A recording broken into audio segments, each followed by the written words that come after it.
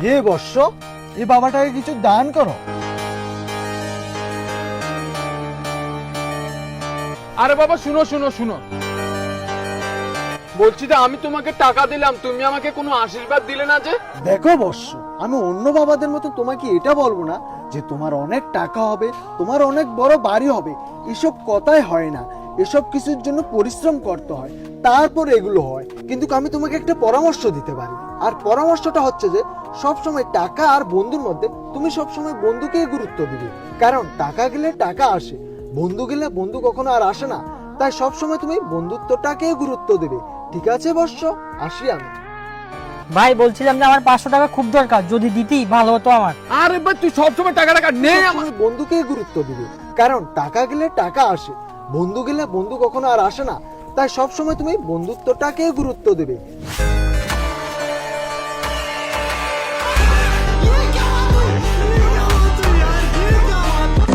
তোর 200, আমার 300।